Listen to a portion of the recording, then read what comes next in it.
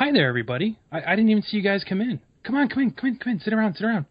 Welcome to Play Some Video Games, the only gaming podcast to ponder just how can America win so many gold medals in so many different Olympic events, but yet we can't seem to win a video game championship.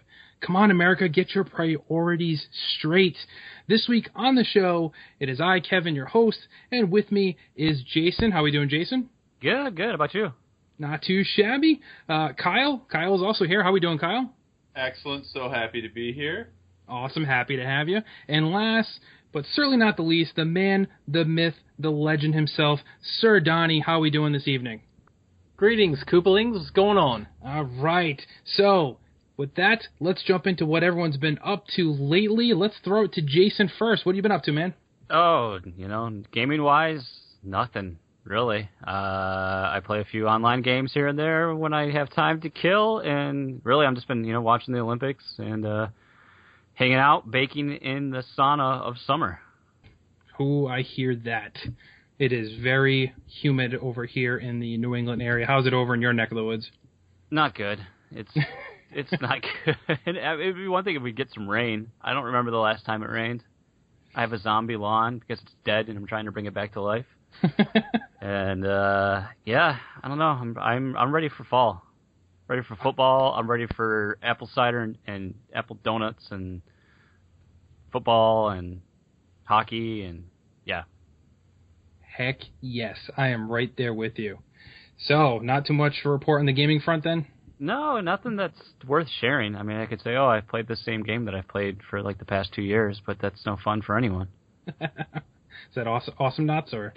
Yes, unfortunately it is. I mean, I've been going through my 3DS backlog a little bit here and there, but not any progress by any means. And I thought like the libraries would limit how many times you can check out like electronic media or like games and movies, but apparently not, because I've had Super Mario Maker for I feel like a month and a half now. Oh, wow. Yeah, Nobody wants to play that game besides me, apparently. Apparently not. Over here, they limit, you can't renew it. You can recheck it out later, but you have to bring it back kind of deal. So you're lucky you get to do that. That's awesome. Okay, so that's what I thought. Like, our library does, like, an auto-renew. You'll get, like, a courtesy notice, like, when you have 3 days before it's due back. But if it's not, if there's nobody waiting for it, it'll automatically renew itself. Wow. So that's where I'm at. I'm jealous. All right. Kyle, what have you been up to then? Well, I started a new job, so that's always exciting. So that job has kind of been kicking my butt and taking some time away from my gaming. However, I've still managed to get some gaming in. Went back and played some Overwatch this weekend for the first time in a while, and for the first few games, I was really disappointed because I thought that what I had predicted was going to happen had happened. And that was that the game had passed me by. I hadn't played long enough, everyone had figured out the strategies, and I was just getting destroyed. Like, it was not a lot of fun. But then, towards the end of the night, I had what was by far my best game of Overwatch I've ever played personally. It resulted in a victory, and I was totally enthralled and back in it, and I played it for like 4 days in a row after that. Just because, man, that game, it really makes you feel good when you do well. It makes you feel like you are the best. Nobody's as good as you at this. And it rewards you for that big time. So playing some Overwatch, it's been fantastic. Highly recommended if people aren't playing. I know like everyone in the world, it seems like is. But that one is, stuck around in my library longer than I thought it was going to. I thought I'd play it for a few weekends, but it's still sticking around and hanging on. So, Blizzard seems to be okay at making games, I suppose. In addition to that, I played Abzu, which came out last Tuesday. Wrote a review for it. It's on the site. I really enjoyed it. Now, this game is really interesting because if you look at the review scores from it, from professionals, which we're, pretty good, but we're not quite professional, the score ranges from a 40 to a 100 on a 100-point scale as far as the score that the game's got. So it's definitely all over the place. A little bit of range. Yeah, just a little bit. It's not going to be a game that's for everyone. The soundtrack for the game is exceptional. It's really, really well done. Same composer who did Journey and Flow. The art director the game director was the art director for Journey and Flower, so you kind of know what you're getting into. Yeah. There's definitely some quirky parts to it towards the end that maybe don't work as well as I would have liked them to, but I really enjoyed it.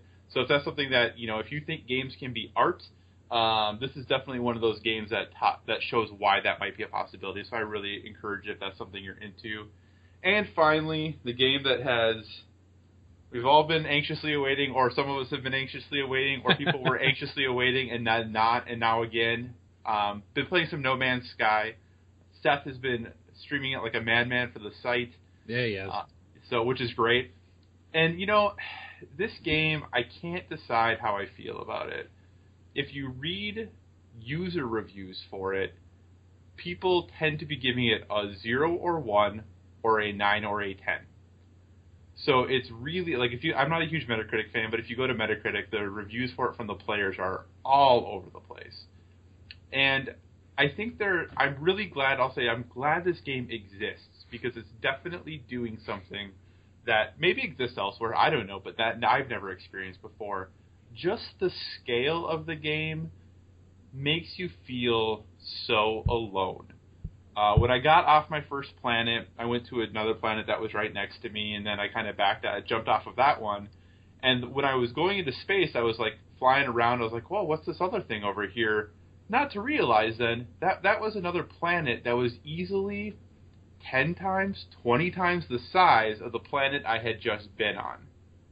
And so I turned my ship around and I looked at the 3 planets that I had the big one I was going to, the one I had just been on, and the one I started on. And like, from a scale perspective, it's just inspiring. It really is awe-inspiring to look at all of that and see what they're doing.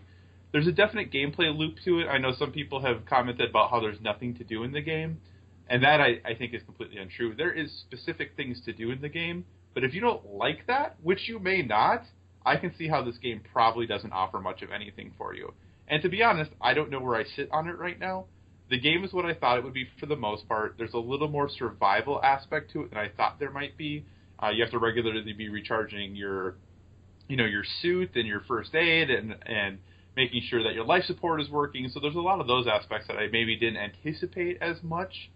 But from a scale perspective, from what they were able to do, just from an atmosphere, I think it's really impressive. There's definitely problems. It's definitely not perfect. But I'm going to keep playing it for a while. I think I've enjoyed the time I've put into it so far. I probably have about 6 hours in right now. There's definitely some bugs. There's definitely some issues. Apparently, if you pre-ordered it, you're actually hosed, which is unfortunate right now because it can potentially put you in a really bad situation by giving them money early, apparently. With your hyperdrive and all that good stuff. But overall, I'm enjoying my time with it. It's an interesting game. I understand why people who don't like it. I don't even know necessarily how much I like it, but I'm definitely going to keep playing it. And I'm really, like I said, I'm really glad it exists. Just the sheer size of it and scope of it. When you're flying to a planet and it tells you you're going to arrive in 4.5 minutes, and you're like, all right, well, what do I do with these next 4.5 minutes while I sit on my couch watching things fly by me really, really fast? I guess I'll just sit here. Okay, 3.5 minutes. Like, that literally is what happens in the game.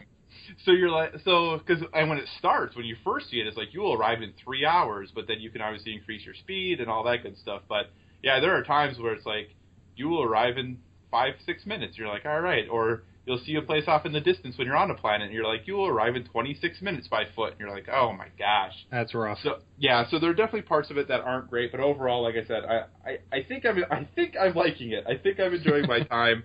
I'm definitely going to play some more because it is something special. I think similar to like the Nemesis system in Shadow of Mordor, there are some things here that I hope we see in other games that the Nemesis system hasn't happened, but hopefully in this we'll start to see some of the things creep over into some other games about how they're doing some stuff. So that's about it for me for gaming this week. All right. Kyle. Yeah. Would it be better if they didn't tell you the ETA? No. Would it be better if you just didn't know? I don't think so, because it helps you for me, it helps me decide, okay, this really big, huge place is super far away. This other place is quite a bit closer, so I'm going to go to that one instead. And maybe that's better or worse, but I tend to just pick the places that are much closer so that I can continually do things. So I'm glad I know the time. Because if they didn't, I think people would get even more frustrated. And there's like the inventory system is really not that great. It's super small and it's hard to manage all your stuff. But yeah, it's good. And like I said, just from a scale perspective, it's kind of mind-boggling that this even exists.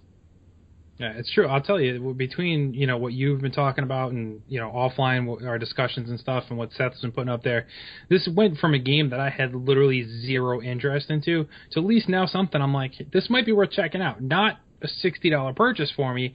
I would like to wait until some of the bugs are worked out with maybe some patches or stuff down the line, but it's definitely something that, is definitely now on my radar. So be interesting to see where that goes.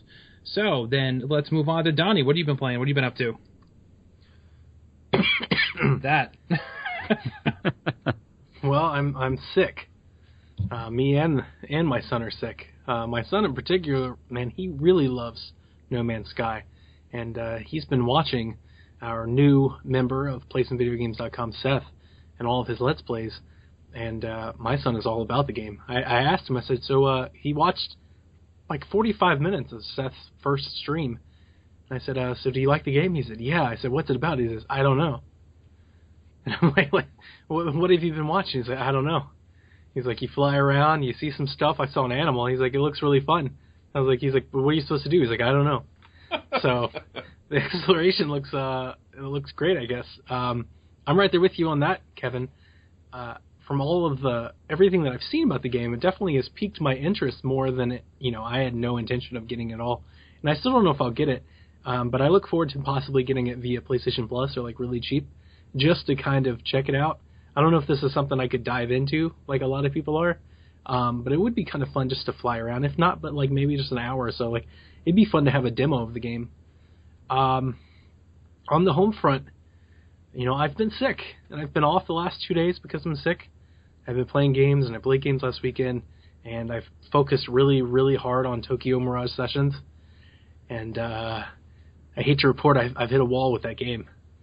Like, to think of playing it anymore is like turning my stomach over. Like, I'm like 28 hours into that game.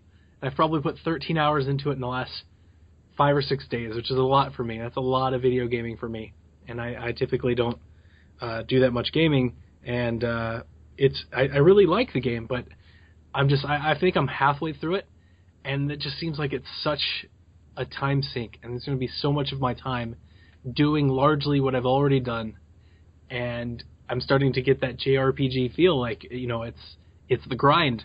You got to sit there and you got to grind through it if you want to get to the end, and I just don't think it's for me. I want to beat Gears before Gears 4 comes out. Darksiders, Call of Duty, like there are things on the horizon that I know I've got to get to, and I just don't know how much time is left for Tokyo Mirage Sessions. Maybe it's something I come back to. I thought about that a lot with Xenoblade, and I never went back to it. But I played a lot of that game this week. Also, I'm really deep into Super Metroid. I really got into it last week, and I booted up a lot today, and I'm committed to beating that game. I've never beaten it myself. I saw a cousin beat it. I've played it a few times. I've never finished it, and I'm committed to beating it. I think I'm about halfway through it, and I hope to have that one done before we get back next podcast. I will say, I've played it before. I played it on Wii Virtual Console, and then I have it on Wii U, and I played it for a little bit on there. But having it on 3DS is great. I like the save states. I like the portability of the game. I'm playing with a guide. I'm really happy I'm playing with a guide. There are several things that I've already found that a guide showed me that I would have never found on my own. Just blowing up random parts of the world just because. I would have never done any of that. So I was sure I would have been lost without the guide. I really love the sound design. And I don't know if I'm just talking like old news that everybody knows, but I'm playing with headphones, like my Sony headphones, and the game is beautiful, like in your ears, like really loud. So I'm really enjoying that. Outside of the gaming front, I watched Stranger Things, and I finished it, and I'm completely smitten with that series. If anybody out there has heard about it, I can only recommend it. I love the 80s vibe. I love the sci-fi stuff. It was great. I'm not really a TV person, like in terms of sitcoms. It's more like my wife's thing, and this really got me hooked. Probably more so than any TV series in the last 2 or 3 years. So, yeah, I can only have great things to say about that. And I just started Aquarius, a David Duchovny detective series on Netflix that was really good through 3 or 4 episodes. Not Stranger Things good, but good. And that's what I've been doing. I've been trying to rest up and recover playing some games, watching some TV. There you have it. For me, not a whole lot going on since last week's bat incident. If you didn't listen to last week's episode, go listen to that. Thankfully, have not had to relive that at all because the PTSD is still there. Played a little bit more of Bully. Still picking away at that as much as I can. But then yesterday, I started Shadow of Mordor finally. Really digging that. So it's funny Kyle brought up the whole Nemesis structure in that. So the game kind of just throws you into it a little bit. So it's not very forgiving as to how that works until you die a few times and see how your guys actually get much bigger, much more powerful after they kill you multiple times. And the map structure is a little odd, but I'm getting used to it. But so far, really, really enjoying it despite, I don't want to say my distaste, but I've never really been big into the medieval games, your Skyrims, your Dragon Ages, your stuff like that. So it's odd that this one's kind of striking me a little bit different, but I'm having fun with it so far. So we'll see how long that lasts. But did probably put in 3 or 4 hours into it so far, but really digging that. So it's a lot of fun. Little confused with the lore because I only watched like the first Lord of the Rings movie, and then I saw the Hobbit animated movie from back in the 80s or whatever it was. So gosh. Yeah. So like I know Gollum and Smeagol, he's there, and I recognized him, but then I was like, I heard he died. What is he doing here? But then I realized this game takes place in between the Hobbit movies and the Lord of the Rings movies, so I'm a little lost there, but I'm having fun with it regardless, so it's cool. Other than that, playing a little bit of Animal Crossing on my 3DS still, kind of diving back into that. Obviously, it doesn't take a ton of your time to play it. You check for a little bit every once in a while, and you kind of just continue to develop your town and your projects and whatnot. Built me a new stone bridge in my town to help cross that river a little bit quicker. So little things like that, but having fun with that. So looking forward to hopefully Jason eventually picking it up soon with it getting its expansion later this fall. But yeah, that's been it for me. So that's enough from us. Every week we like to kind of dip into the mailbag and hear from you, and this week is no different, guys. So let's dive into some messages. Message for you, sir. Our first question comes in from Jamie, and she writes in, "Hey guys, what is your favorite cereal? The one that you could eat for the rest of your life." Kyle, what is your favorite cereal? See, this is actually a harder question than it should be because cereal is one of my favorite things in the world. I love cereal. And when I was a kid, my parents never let me put sugar on my cereal, and I couldn't eat sugary cereals. So any of those things I don't like. When I eat Cheerios, I just eat them in milk. Like, I don't put anything on them. But if I had to pick one cereal for the rest of my life, I would pick Basic 4. Really? Ew. Yeah, I love Basic 4. It's so good. That's gross. That's fine. I'm I not don't asking remember you what to that eat it, Donnie. is. Oh, it's so good. Jason, you were missing out. It is delicious. It is. I don't remember that. I remember it, but I don't remember what's in it. Lots of delicious things. So Basic 4. Fiber. Colon blow.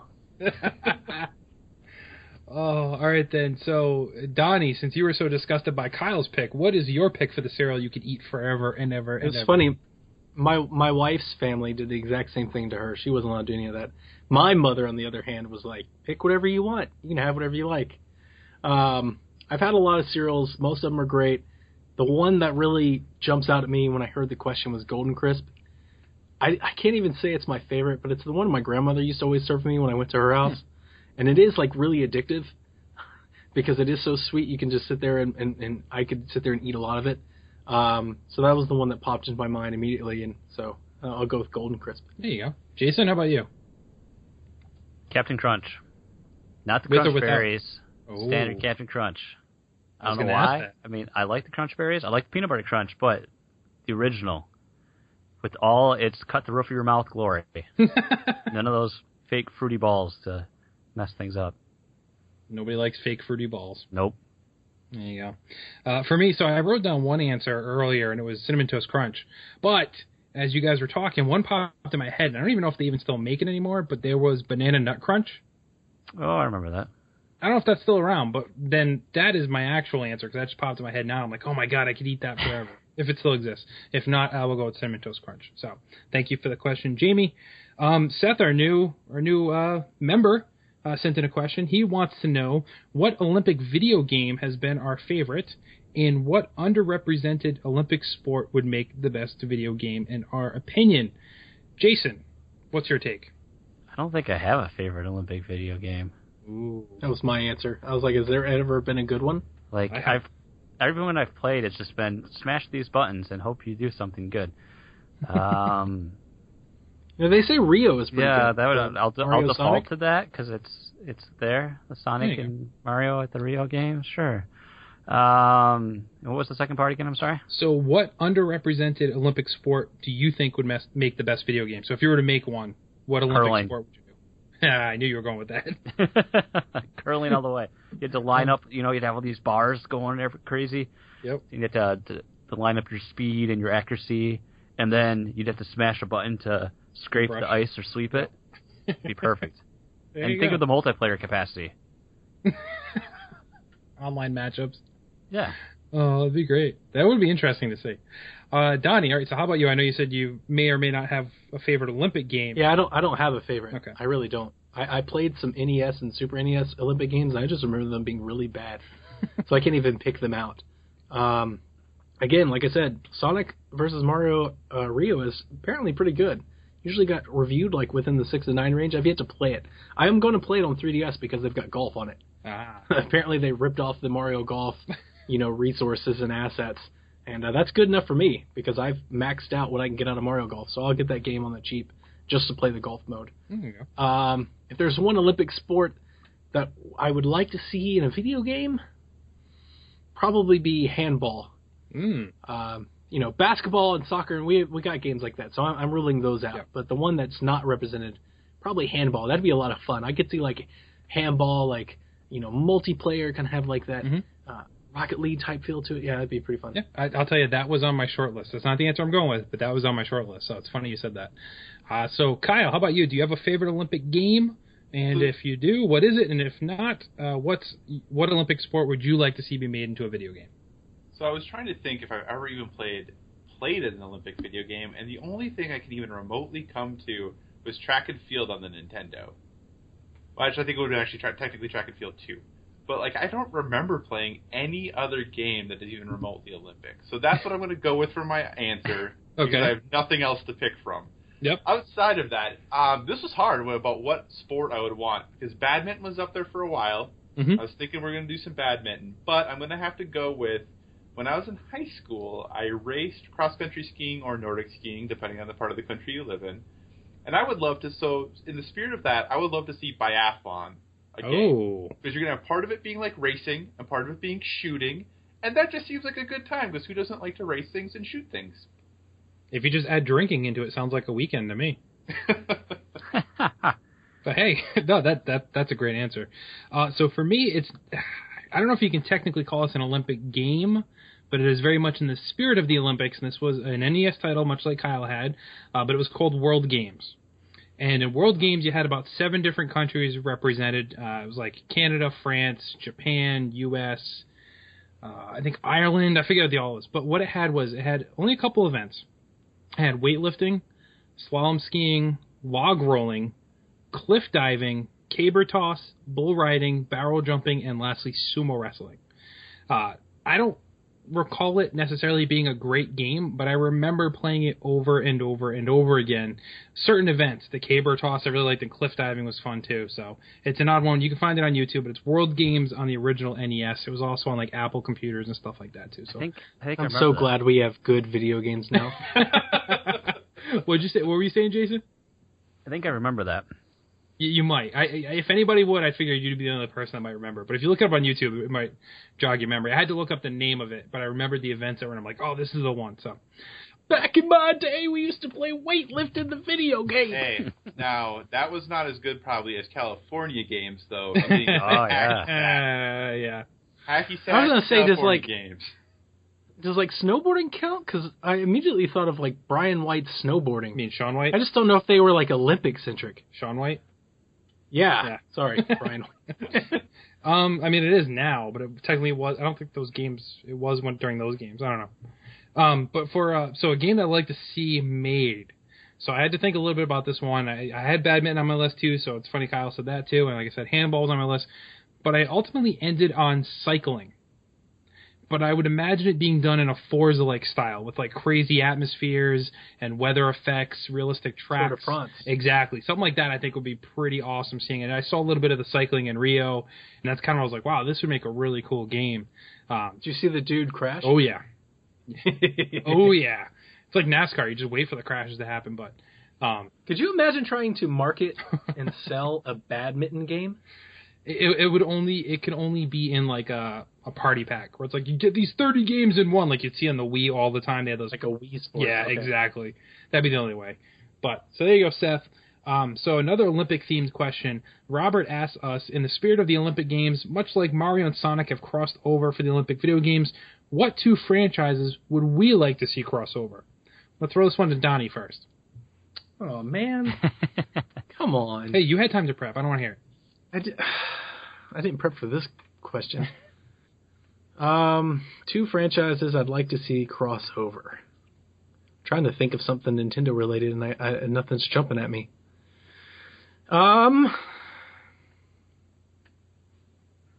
don't know. All right, we'll got to go to somebody. We'll else. come back and see if you get an answer then. So, Jason, how about you? Are you prepared? Well, let's see.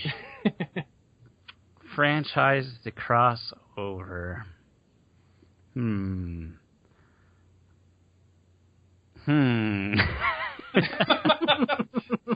Radio. Okay, here you go. Star Fox and Thunderbirds. Because it's Nice. just perfect. Okay, that works.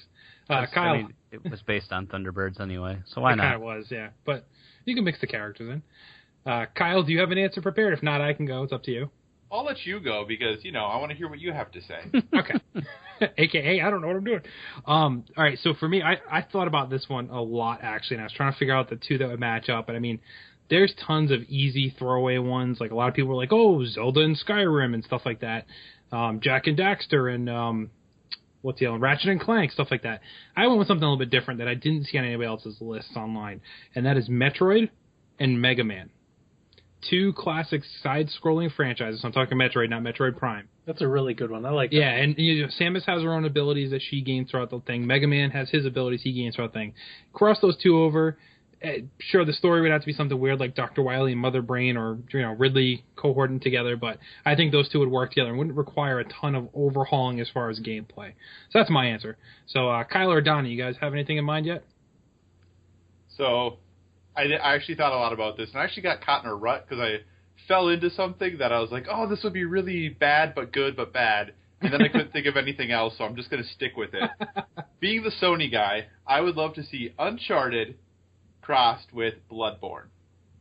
Ooh. And I want it going... hold on! I want it going both ways. I want Nathan Drake plopped down in the world of Bloodborne, and I want your character from Bloodborne going through Uncharted 4. I want both of those things to happen. That's what I'm going to go for. That's the crossover I would love to see. Oh, now see, everything I saw when I saw Uncharted, they always paired it with Tomb Raider, and they were like, well, yeah, sure, it'd be the same game, but you'd get both the characters, and I'm like, that wouldn't be that fun. But that was like... Nathan and Laura, they just make out at the end. Hey, now. He's committed to Elena. I know. You stop. He's on the straight and narrow, Donnie. What are you doing over there? Do you have an answer yet? It's a dark game. Yeah. I don't have an answer. I feel like I'm going to abstain.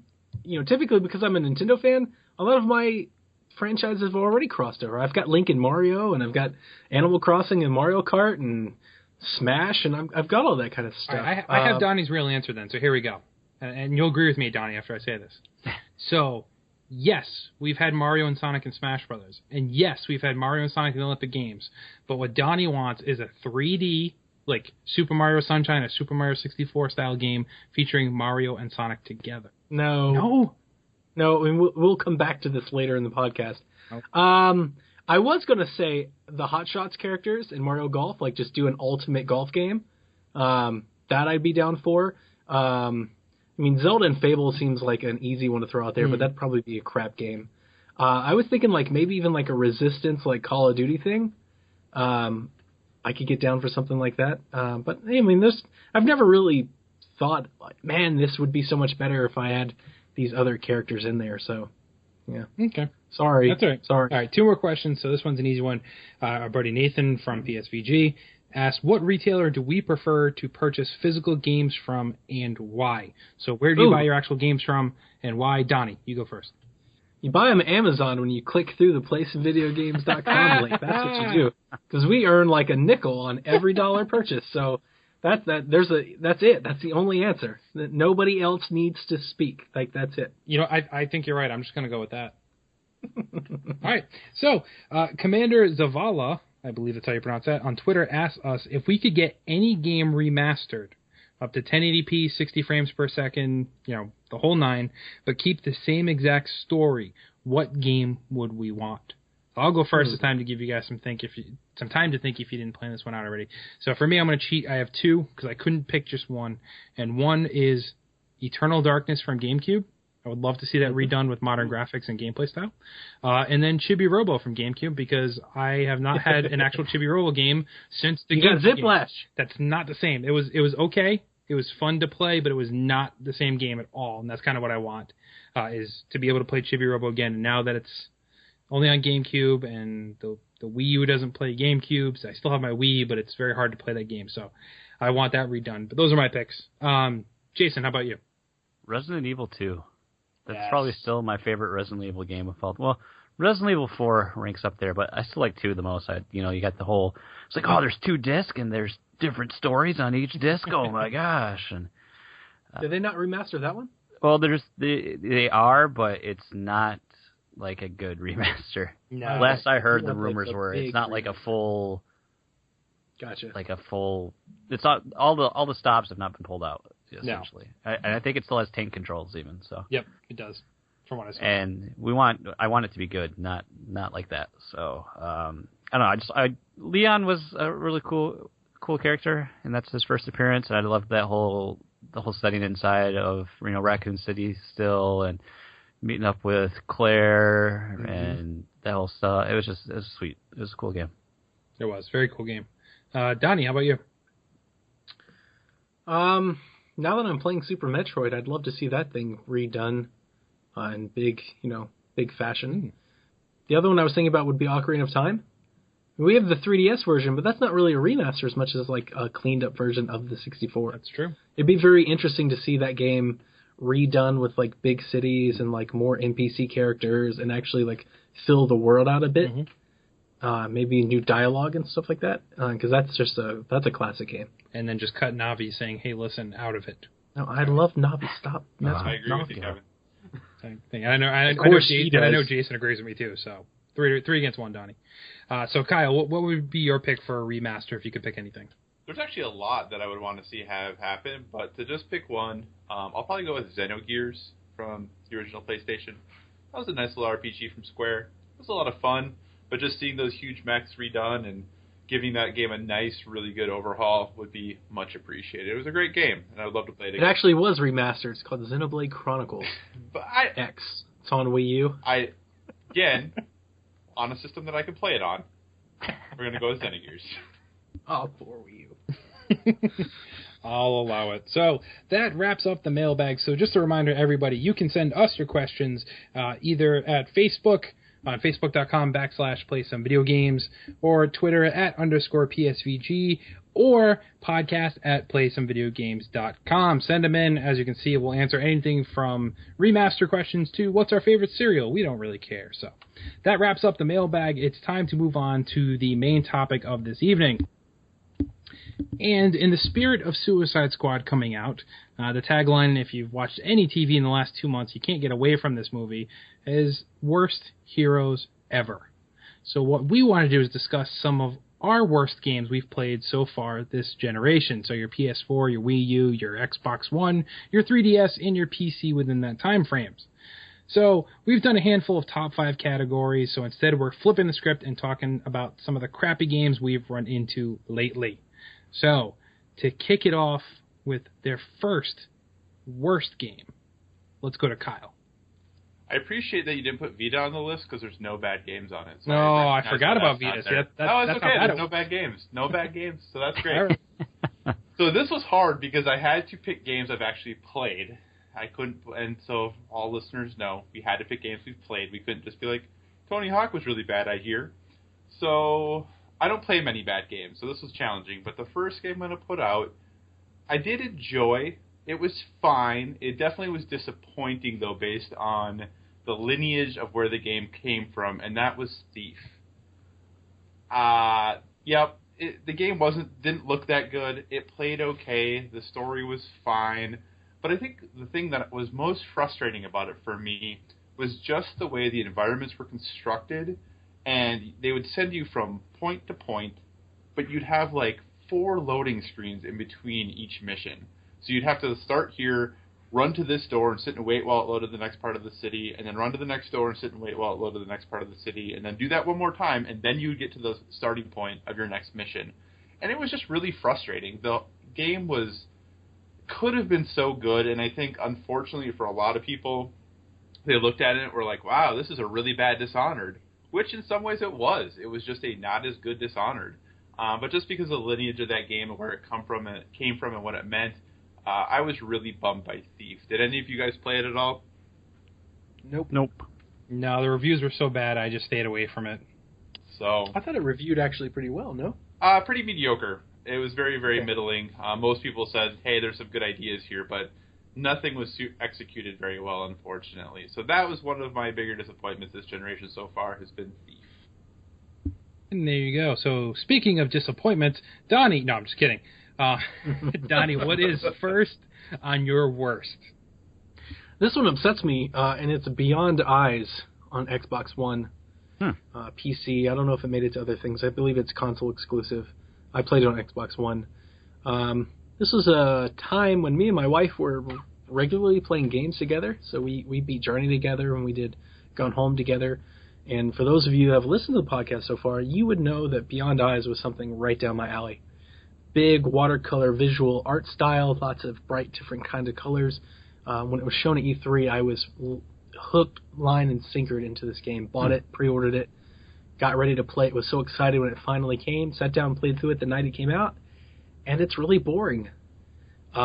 You play as this blind girl, so it's kind of like a Unfinished Swan type of game style where everything's like kind of white, and as you move and make movements, like if you hear things, like the rest of the world opens up because your character's blind. And she's searching for her cat, and it's a really short game, which is, nothing to be too bad on. It's just that her search through the cat's like, all right, well, she's scared of birds because she doesn't know what they are because they're birds and she can't see, and it's just kind of a lot of that, and it's really bland, and there is no tension. And I mean, my wife, after like 2 hours, she was like, this is boring, can we play something else? And it just really let me down. So that's one of the worst games I've played this gen. All right. I'll go next, and I had a hard time too because I like to think I don't play necessarily bad games. So the first one on my list is one that I picked up kind of assuming it was good, and that's why I had picked it up. It got pretty decent reviews for the most part. But anyway, it's 2015's Wii U title, Kirby and the Rainbow Curse. Honestly, I can say out of all the games I've purchased for my Wii U, this is probably the only one I genuinely regret a little bit. Did you buy Star Fox? No. Okay, because I was saying that game is way better than Star Fox, sir. I will give it that. My main problem, so the story is fine. I love the art style with the claymation look of it. Like, I love that stuff. I love when Nintendo does quirky, design aspects. You have your Wind Waker, which even though I can't get through, I still think is beautiful and I can appreciate it. Yoshi's Woolly World, I love the look of that. I loved Kirby's Epic Yarn when that was out. And I'm always down for a Kirby game. It's just something a little bit different, but a little bit familiar. So I picked this one up, and I think my main issue with this game and why I would consider it one of the worst ones I've played is probably for the same reason a lot of Wii U games don't do well in the eyes of the core gamers, and that's Nintendo insisting on these very strange control schemes. Having to use the stylus in the ways you have to use in this game, instead of making it fun, almost makes it kind of a pain in the butt, to the point that, the game's not terribly hard. It's not anything like that. It's just annoying having to play in that style. So you're holding the Wii U pad, you're still semi-controlling Kirby with the buttons, but then you're using the stylus to push him along and make the rainbow pass for him to travel on. And overall, I just think it was a big miss with the control scheme. Now, if you play with 2 players, the second person can control Waddle Dee, and that's handled in a traditional platformer style. They can choose the Pro Controller and just hop, jump, attack. And that plays a lot better than actually Kirby does in the game, in my opinion. So it's just a miss for me, and I don't know if Star Fox is going to jump on anybody else's list, but for me, I would imagine the same reason Star Fox can be kind of annoying is the control scheme, and for me, that was the big miss on Kirby. So yeah, you have to that game. You almost have to play it like off-screen TV. Like it's almost like it's at least 90%, but almost 100% played on the gamepad. The reason I jumped in here is I was gonna ask you. Yeah. I mean, that would probably be a really good NX port if the NX is this tablet machine, wouldn't it? Like, it almost felt like it was better suited for a portable. Like, I would have rather seen Epic Yarn on the 3DS than the Wii. Oh, yeah, definitely. And, I mean, so it plays... Not Epic Yarn, I'm sorry, Canvas. I know what you meant. Well, that's the thing. So Canvas Curse on the 3DS was better. But then you got to the Rainbow Curse one, and that's the one they brought to the console. That didn't translate as well. So it's like they took the same mechanic, which worked well on the 3DS, but just didn't work on the Wii U. So if the NX is really more of a 3DS type in your hands device, I think it'll work better. But as far as the Wii U, I think it was just a swing and a miss. So that's my first pick. Jason, how about you, buddy? I had this awesome list put together, and then Kevin updated the chat and said, "Oh, you had to play the game." And I was like, "Oh, crap." I wanted it to be fair that we can honestly say we judged it and it's terrible. There goes this, there goes that. And I had a couple others, and I'm like, they're too old. They're just outside this generation. So it really narrows things down to just a few options. So I'm going with number 1. It's on the 3DS, and it's Final Fantasy Explorers. Ooh. This game. I saw the trailers and stuff, and I was like, oh, it's going to be this cool mobile experience or portable experience where I can group up with friends. We can kill these giant bosses together, and it's got this group dynamic where you need kind of like the MMO style. You need a healer, you need a tank, you need a DPS. I'm like, oh, this is going to be great. And then I was like, oh, it's kind of like Monster Hunter. I'm not really into Monster Hunter, but it'll be all right. It'll be okay. And I should have known that when Amazon had the shipment issues, that was the sign that when I canceled that order, I should not have bought it anywhere else. That should have been the sign that this was a bad idea. And I got it. And even if anyone else, beyond the fact that within my online groups, nobody else I knew got this game except one other person, we never even played together, I just could not, I could not have any fun with this game. It was just trying to do what Monster Hunter does, but just not as well. I don't know. Like, I only played it single player, but basically you just go out through the same dull landscape, kill the same monsters over and over again. There was all this customizable stuff, why I don't play games like that, because it's like way over my head, and you have to craft this to craft that, and then mix this together with that, and then you can upgrade this, but then you're going to want that. Oh, but you didn't get this part, so you got to go back and farm this monster for this, and it's just like, can't I just go to the store and buy some new armor? Exactly. I mean, they had this cool job system, and I joined a Discord server for it, and all these people like talking about the metagame, and they had all these outlets I could easily like reached out to for advice, but I had no desire, so I wasted $35 on this thing, and I think I've played it 5 times. I've probably logged not even 2 hours on it. It just sits there on my 3DS home screen as a constant reminder of my suffering. You're punishing yourself by leaving it there. I should just uninstall it. I don't know why I haven't yet. All right, so Kyle, give us another one of your worst games you've played recently. So this next game, conceptually, I thought was really good, and I played it enough to even get the Platinum Trophy in it. But that didn't make it a good game. In it, you play the ghost of a murdered police officer, and you're trying to solve your own murder, and that game is Murdered Soul Suspect. Now, this game has some cool ideas. You could possess people, kind of. You could investigate crime scenes. You could kind of control what was going on with people by possessing them, and you could move some things around. But then there were these weird fights you had to do with these creatures that I still don't totally know what they were. And the story was okay, but not super great, and the controls weren't super great, and it was just, yeah, I was really bummed by it. And I saw the reviews, and the reviews weren't really great for it, but I was like, this is one of those games that still seems like it should be up my alley. I still feel like I'm going to like it. And then I played it, and I was like, this is not super great. But then I was like, okay, this is a super easy platinum, so I'll go ahead and do that. But I was just disappointed. It was a game that I was like, this is an okay first attempt. I'm excited for the studio's second attempt, and then they went out of business, so that's sad. But, so Murdered Soul Suspect, it had potential. It had a lot of really good ideas. Unfortunately, it just didn't execute on any of them very well. I agree, Kyle. That was on my short list as well, too. It didn't make my final cut, but that was on there, too. So I agree with you 100%. Donnie, what's next on your list of the worst?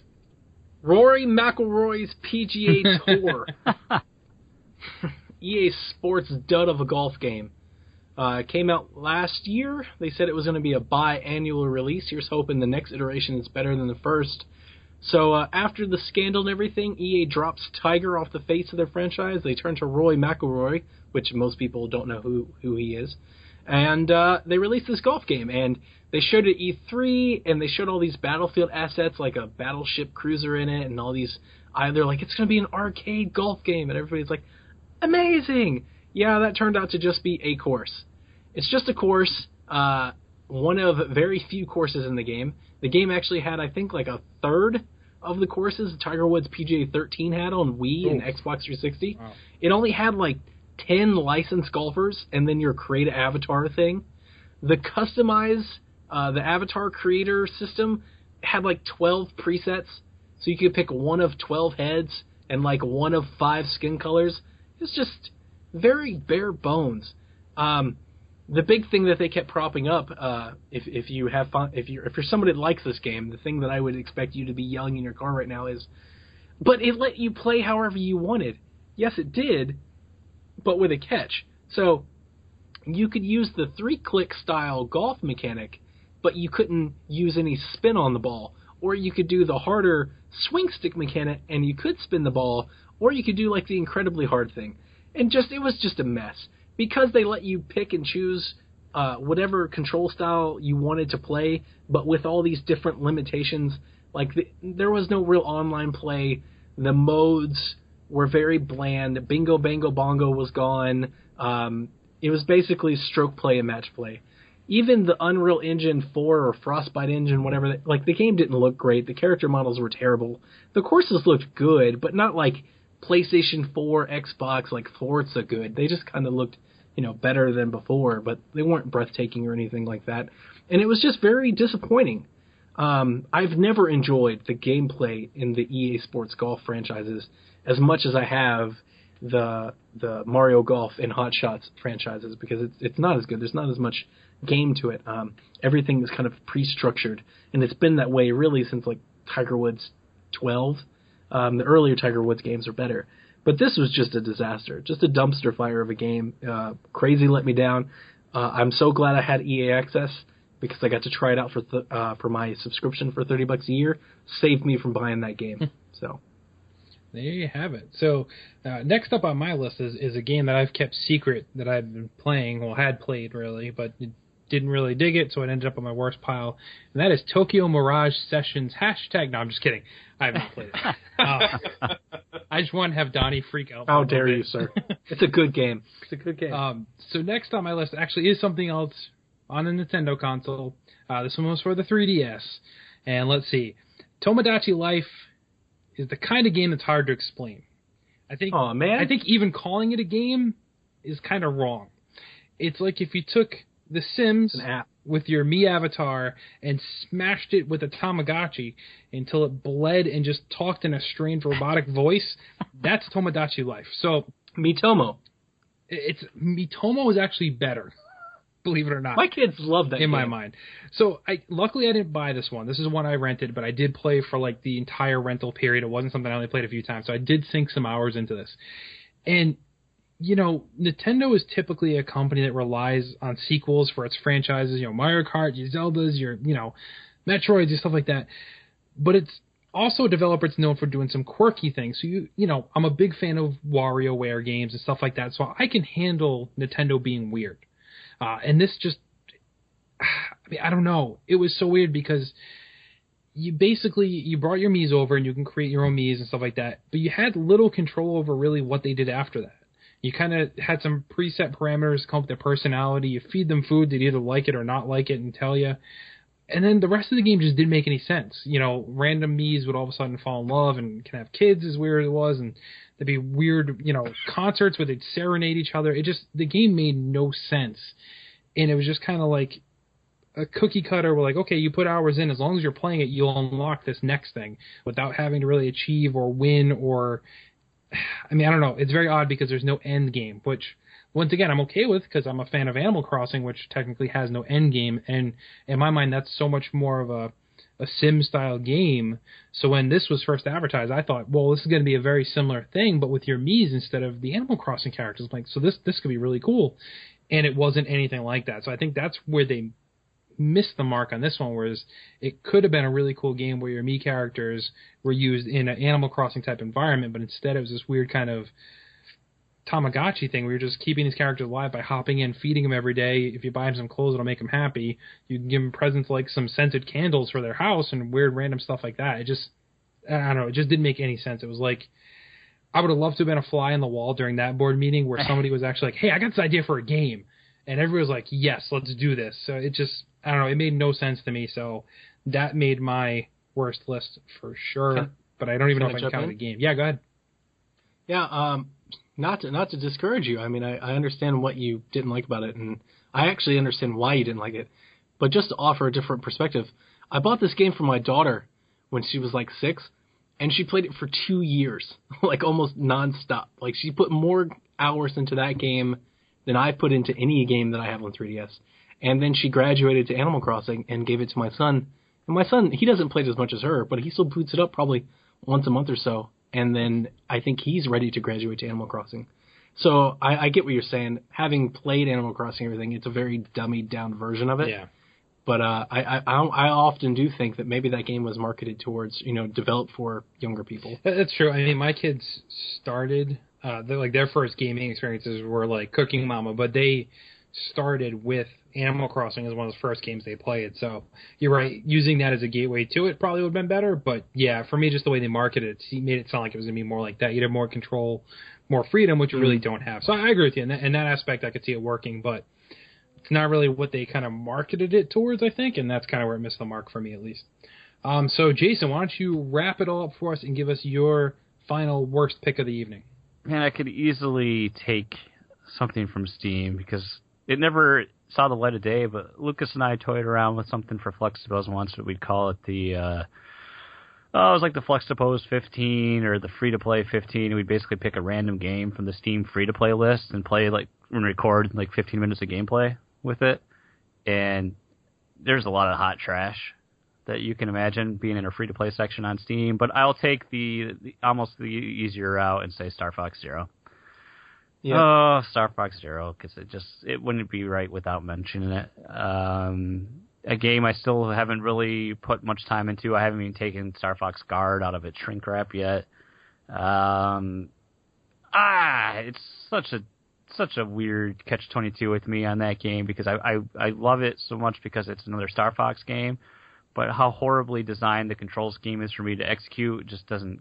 It keeps me from playing it. I just have no desire to go through that process of juggling between my TV to the gamepad to. It's the same reason why I don't play Splatoon all the time, even though I like the controls with that. It's like I want to be able to just sit back on my couch and have fun with it. But no, to accurately play Star Fox well, I have to get one specific chair that has these armrests at the perfect height that awesomely support my elbows so I can tilt that gamepad in all the different directions needed to aim and hit things and then I have to stand up. And I guess the controls aren't even the worst part. It's just like how we've got these branching paths, but you're gonna have to replay the same level over and over. And then there's these warp portals, but they really don't change anything. And there's only the one ending. Like in Star Fox, we always had depending if you could stay on the hard path, you'd have an ultimate form of Andross, and that's not in this game. And For the things I like, there's just too much bad with Star Fox Zero that just it saddens me. The worst part is the performance of this game will likely impact how soon we'll ever see another Star Fox game. And they just need to get away from regurgitating the same story that we've had over and over and do something new and better with Star Fox. It's time. Please make Star Fox great again. I knew it was going to be your last pick there, so not too surprised there. I figured that had to be coming up. It had to be. So we hope you enjoyed hearing our misery in the games we didn't really like this past generation. So that wraps it up for this week. So let's move on to some news. This week in Play Some Video Game News.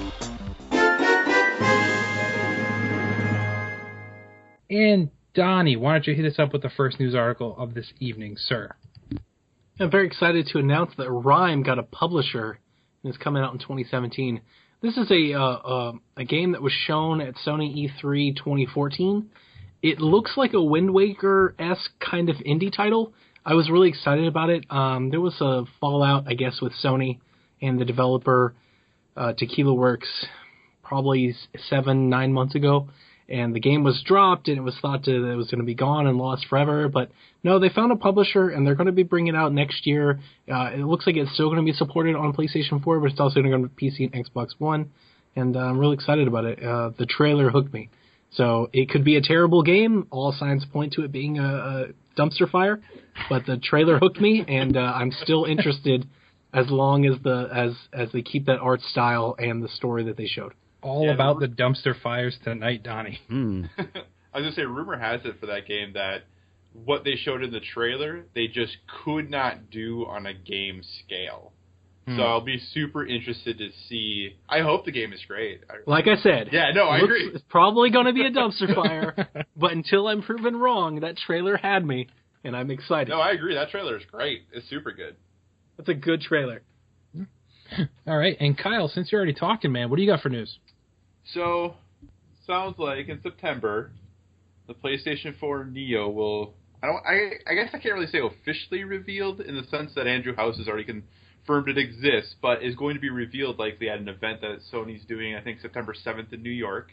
And I think this is interesting for a couple of things. Number one, it'll be interesting to see if the Neo is still what the leaked specs or the rumored specs of it are. Is it still that very, very slight upgrade? Because the other part of the rumor that's going out, or the information about this, is that dev kits are going to be going out at about the same time as that event is. So if the Neo's really coming out before the end of the year, but they're only giving dev kits out in September, it's going to be interesting to see. So I do wonder, there's kind of three thoughts about it, that maybe they were waiting to see what Microsoft had to do with Scorpio, and they were going to go ahead and finish all their specs for Neo based off of that. So maybe it is going to be something that's coming out next year. Maybe it is something that is coming out this year, and they just told developers, hey, it's kind of like running it on a computer with these specs, and they've been developing to that, and then they'll get their official dev kits in September. And there was a third one. I don't remember what it is, but those are the big two. So I'll be interested to see. The PS4 was originally announced, or was originally shown in New York at a press conference, so I think they're kind of hoping for, that good mojo to still be there for them. But I'm very interested to see what exactly this machine is, what it's going to do, how powerful it is or is not, and more importantly, the price and when it's coming out. That is interesting, too, because we all know that the NX should be announced sometime in September as well. Are they going to try and get it out before or after Sony's announcement now, too? So that'll be interesting to see how this all plays out. So, Jason, what do you got for news? Oh, so speaking of NX, the rumor mills and all the things keep swirling, and our favorite corner of the internet, the NeoGAF forums, did a nice highlight, because apparently Nintendo had 3 patent applications that were published today. And that was my news story, too. 2 of them, Donnie will tag team it, 2 of them aren't really super important. Let's talk about the third one, though. And it seems to explore, that's 2 of them explore, I'll give an overview. 2 of them explore hand gesture tracking functionality. But the third one here It talks specifically about attaching an accessory, in this case physical buttons, to the side of a portable device, and then instead of having any electronics in those, there is an infrared camera that'll read the button presses and then use that to transmit the inputs. So basically, the accessory, the physical buttons in this case, won't have any electrical components, so it would lower the cost. So it's basically a plastic shell with a camera software doing all the work. So the question here is there some sort of infrared camera setup that's installed on the other side of the device? If there's two, accessories that are be detachable, so that would, change the cost. What's the latency going to be like that? Like how fast can a camera read those button presses and transmit it? And then analog sticks, how will that work with this type of technology? And there's the mock-ups that are included with the pants. It appears that the analog sticks are already on this device, so we have something that would look similar. Triggers too. Yeah, similar to like a tablet with some analog sticks and the shoulder buttons, and it has this ugly looking, your XYAB attachment on the side. But this kind of goes along with everyone's thoughts of how is this going to be detachable if it's electronic, how is this going to be expensive or not. But if they're using this infrared type of technology, I think it's pretty ingenious little setup how it would work. But how practical is it going to be? How's it going to function? I don't know if you want to jump in on here, Donnie. And it sounds cheap. Not cheap as in poor quality, just cheap to make, which screams Nintendo. I thought it was interesting with the gesture-based patent technology that they showed. There's actually a very crude drawing of a Mario Kart game. Oh, I didn't see that. And it says that you start by touch operation by throwing your hand, showing 5, and then moving your hand to steer. Oh gosh. And then closing your fist to stop or pause. It reminded me of those Kinect games. Wasn't there that Kinect was it Graw? It was the Ubisoft game, Advanced Warfighter, where he was you can shoot by holding a fist in front of your Kinect thing. That's kind of I was looking at the gesture. I was oh, this is terrible. The infrared thing, I agree with you. It is kind of ingenious because there's no moving parts, there's no mechanics, so it's probably cheap to manufacture. Can probably still work at connected or apart, as you can sensor to it. We already know that the Wii and Wii U sensors incredibly cheap. You can do it with candles and stuff. So if you've never looked that up, look that up. Wii candle. Go put that in YouTube and blow your mind. The most interesting thing is the device's size next to the person's hand is really small. I don't know if there's anything to take from that. Also, the device in all pictures that I saw in these patents, they all had sticks, both left and right, and triggers, which I thought were, I don't know if there's too much to be read into that or not, but if you were hoping for triggers and sticks, the thing they put in their patents has triggers and sticks. Oh my. So, since Jason hijacked your story, Donnie, do you have anything else for us news-wise this week? No. Nope. Dead Rising is coming September 13th with 9 other games. Did you guys see all the games that are coming September 13th? No. The BioShock collection's coming September 13th. There's a couple collection of mini-game, well, not mini-game, indie games that are coming September 13th. Apparently it's a big day for gaming. But Dead Rising and BioShock, the collections are coming September 13th. They're $20 each or $60 for the package, which is most likely what you'll buy. And you get all 3 games in each series remastered, completely done. You can play them forever and have tons of fall game, Dead Rising, BioShock. Boom. There you have it. Kyle, you got any other news? So I do have one other piece of news, but it's more piece of lack of news. So today, we're recording on Thursday, August 11th. Do you guys realize Gamescom is next week? Yeah. And has anybody heard anything about Gamescom, or talked at all, or heard any woohoo? All I've heard is that a lot of people are backing out. Yeah. That. So, because Sony and so last year Sony did do a press conference there, but Microsoft still did. Microsoft did a big one. Yep. So Sony pushed theirs to Paris Games Week instead of doing their usual Gamescom one. Now this year neither Sony nor Microsoft are doing a Gamescom presser this year. So I really wonder what this, and I mean, if we want to talk about this for 2 or 3 minutes, just, I believe, correct me if I'm wrong, did I hear that Microsoft is doing a PSX-style event in October? Did I hear this right somewhere? I haven't heard that, Kyle. Okay, I feel like I read somewhere that they were going to be doing their own event of some sort this October. I could be wrong about that. But what do we think about gaming shows and our E3s and our Gamescoms? Do we think these are going to stick around for a while? Because I know with E3 and everyone who pulled out, people were like, oh, it's kind of the end. But then it was still a pretty decent E3. And now with Gamescom, obviously that's not necessarily for our market. But what do we think? Do we think this is a big deal? Do we think this matters at all? There's a Windows 10 devices event that Microsoft is doing in October. I don't know if that's the same thing that you're talking about, but it says October 6th Microsoft event to be streamed on Xbox. And last year they had the Windows 10 event that Microsoft, Phil Spencer was there, and he talked about how the Xbox One was going to run Windows 10 and all that. No, I mean, I think there's a lot of shows, especially with Sony doing their own show. And, with Gamescom and Tokyo Game Show and all of that information, there's a lot to do. And I don't think there can be enough coverage everywhere. I did hear that Zelda is going to be at Gamescom, which has me excited. And it's going to be the exact same demos that we've seen before.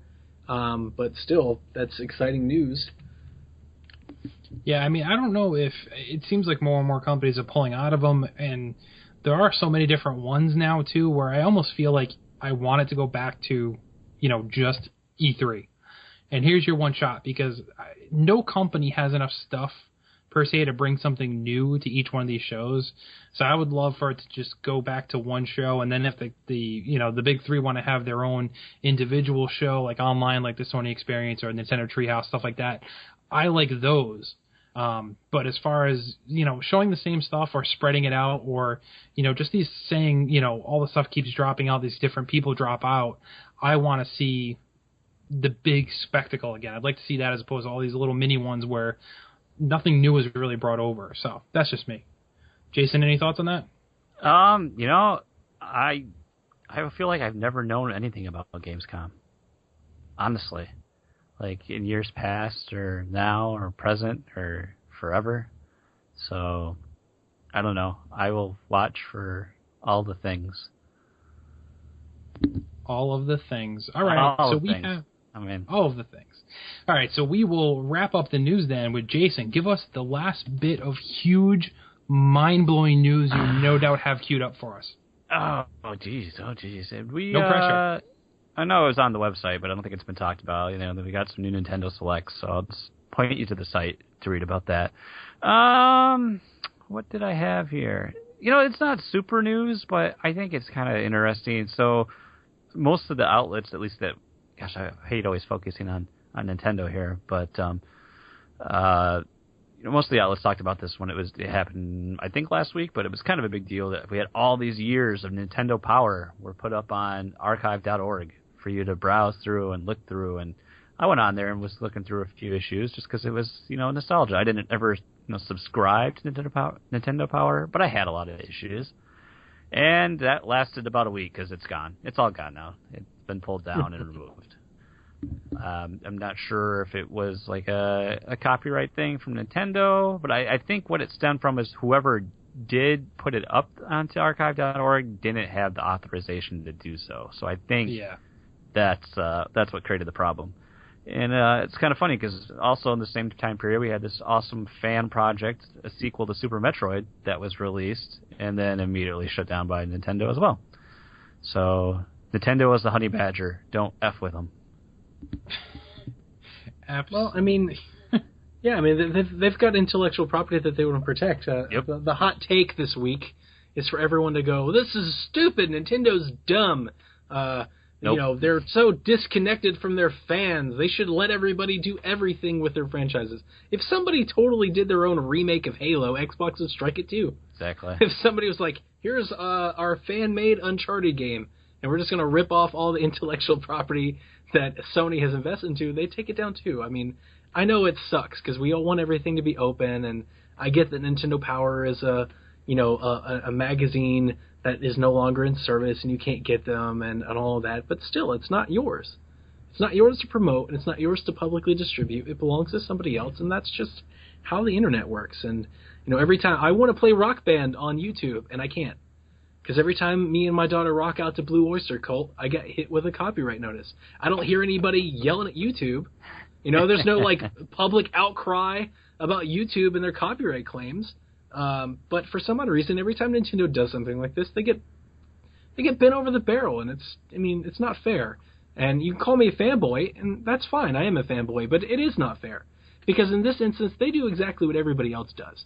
But when everybody else does it, nobody talks about it because it's not a story. But when Nintendo does it, it's just another thing for people to go, see, they're out of touch, and they're disconnected, and that's dumb. That's a dumb take. I don't know if that's totally true, though, Donnie, in the sense that I think that when other companies do it, too, like when you're in a culture for a company, you hear about it. Like this last weekend with No Man's Sky, with the copies that got out early, Sony was copyright striking people all over the place, including people that had sponsored to stream. People were pissed about it. That made...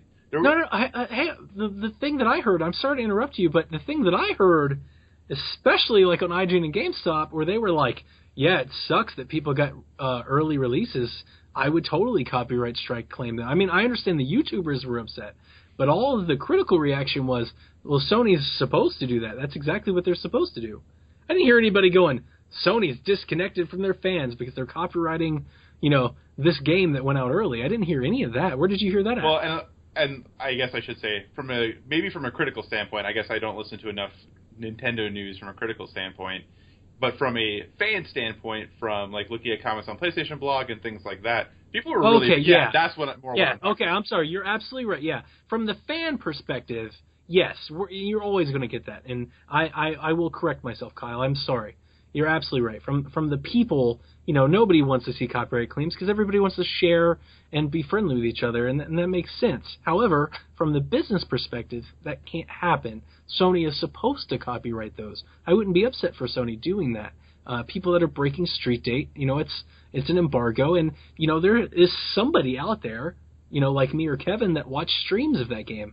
And I guarantee you there's one person out there that watched a stream of that game and was like, you know what? I'm not going to buy it. It's not for me. And you can say that that's good from our perspective, but it's bad from Sony's perspective. They don't want anybody doing that. They want you to buy it and then choose that you don't want it. Then go trade it in. Right. From the critical's perspective, from people with a voice, I heard a lot of, how dare Nintendo take down Nintendo Power? This thing is so old, they're not going to make any money off it anyway. This just shows how out of touch they were. I heard that from both fans, people, and, critical reception. And I just feel like that was an unfair claim. I wasn't upset when Sony struck down No Man's Sky streams and everything and copyright claimed all that, just like I wasn't upset when Nintendo took down the Nintendo Power magazines. It's their property. It's within their right to do so. If somebody just ripped off our podcast and started putting it up, we would do the same. Would we? Would we really? Yeah, we probably wouldn't. We need the viewers, but still, if we were a very famous podcast, we would. Right. I think the hard part is for the Metroid game, I totally get it. But when it comes to Nintendo Power Magazine, I understand why they did it. It would just, I think having those available somewhere in some fashion would be nice. And if Nintendo's not going to do it, I would like someone to do it. It just sucks that they're not letting someone. I absolutely agree with you. And I honestly, I know it's going to be hard. I'm not defending them. I don't want to say if it's right or wrong. I really don't care. I didn't look at the Nintendo Power stuff when it got put up. I'm just saying yelling at them, being upset and taking a stand that they did it is kind of disingenuous because everybody does that. It's their right to do so is more or less what I'm saying. And all organizations and companies and corporate offices, that's what they all do. I agree. I liked seeing Nintendo Powers put out there. I understand why they took them down, and I think more importantly for the people who make the fan projects, so the person who had emulated the Zelda in 3D and the Super Metroid thing, here's the thing: be inspired by the art you like.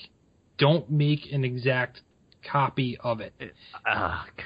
I think that's the problem. If you want to do, you can't even make your own game featuring those characters. Right, exactly. But you can do something that's in the same vein of that. Look at how many games we have that are oh, I played this game. It's just like God of War or something like that. You can still enjoy that game but have it be something different. You could still make a Metroid game and just not have Samus as the character and still play like a Metroid game. You can't capitalize off of somebody else's creation. That's basically what it boils down to. But gosh, I love the fact that you brought up the Zelda in 3D thing, because I stumbled across, like, I'm assuming it's the same project of the guy's video, and he had, like, I think it was called, like, Fly Through Hyrule or something like that, and he had some of the video, and then it had spliced in with these quotes and stuff, and this guy was so salty about it. It was so pretentious towards Nintendo for everything. But I don't know if you're going to do a fan project, and you've seen how every fan project related to Nintendo properties go. I don't even know why you didn't attempt to make something right and put all your time and effort into it, because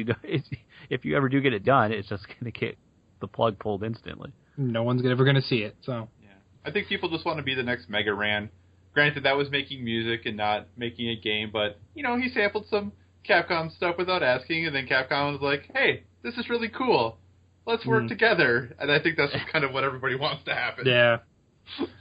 Well, newsflash to the internet, Nintendo doesn't want to hear that crap from you. So they are just not interested, bottom line. So anyway, that will wrap up the show for this week, boys and girls. But before we leave, we'd like to tell you about some specific things you might want to check out that's going on with us. So Donnie, you got any plugs you'd like to talk about this week? Yeah, come check out us on the forum, placeofvideogames.com. Click the forums, click enter. You can also email into the show, give us topics, questions, feedback, whatever you want to do. Just click the email button or email podcast@placeofvideogames.com. And Kyle? So I'm working on some No Man's Sky stuff that is a little more creative than critical. So depending on how that turns out, you will potentially see it on Play Some Video Games as long as it comes out to a place I am okay with. Also expect to see a post soon that I'll be doing with a poll in it. I have some board games I need to get through, and I kind of want to know what people want me to see, what people are interested in hearing more about, what board games they might want to see played, or what tabletop experiences. So I'll have a poll out there soon with the things that I'm going to be doing. And then, Kevin, I've been thinking, you have Bully, I have Bully. We should play Bully and do a Bully review. Ooh, I am totally down for that. I will focus on Bully then. Okay, I will do that as well while I'm playing No Man's Sky. So awesome, that sounds good. Side thing that actually popped in my head, Kyle, as you were talking about board games. So I know we talked about it previously. I don't know if it was offline or we did it on the podcast. We talked about how Target now has a section of board games, and they have some exclusives to them now. Went to Target the other day, and that section now is like a full-blown 4-foot section. Like they're carrying everything from like Cards Against Humanity and like 12 different expansion packs, like all these new games I'd never seen before. So it's a pretty cool resource for anybody that's interested in board games but doesn't necessarily have a game shop near them or is a little skeptical of buying online without actually seeing the product in your hands. Target really kind of blew up that area. It looks like they're probably gearing up for the holidays, but there's like an end cap and a separate 4-foot section in gaming of all new type of board games. So that's pretty cool to check out. Jason, what do you have to plug? Our site. Check out our site, our forums, especially right now if you're interested in No Man's Sky, because we got Seth just killing it with videos and stuff like that. So you should check that out. A more personal touch, I might have mentioned it here on the podcast a couple times, but through the old chat program Discord, which is a nice, cool thing you all should check out if you do any online gaming. Not so much you need it on consoles because they actually have, party chat and support of that kind, but for those PC or Nintendo folk, you need another option. There's a channel a server I've been a part of called, we started off as just through Splatoon for, gamers 25 and up, and we were called ourselves Splatoon Oldies, and now we just kind of branch off into just general gaming. So, we've got people on PC, people that play console games, people that still play Splatoon, but, there's well over 100 of us from all over the world. And we've been around for a year today now. So if you're ever interested in joining a cool group of people to play games with, let me know. I'm one of the moderators there. I can hook you up with an invite, and it's just it's a cool place to hang out. We shoot the junk all day long, chatting up during work when we're supposed to be doing stuff, and play games. It's a good time. And there you have it. And since Jason's a little too modest to bring up himself, I will plug an awesome little podcast Oh, and geez. project Jason has going on with our buddy Lucas Rose, and it's known as Flux the Pose, which you can check out at fluxthepose.com. And also Nathan, of course, has his That's Entertaining as well. You can check that out at that'sentertaining.net. Other than that, the guys covered everything. Definitely make sure to hit up the YouTube channel. Seth has tons of No Man's Sky video as well as an unboxing of the collector's edition. It's pretty cool. So check that out. Give him a like and subscribe to our YouTube channel. Please continue to share the podcast with your friends. We rely on you guys to help us get the word out, and give us a rating on iTunes if you get a little chance. And as always, ladies and gentlemen, boys and girls, children of all ages, never stop gaming.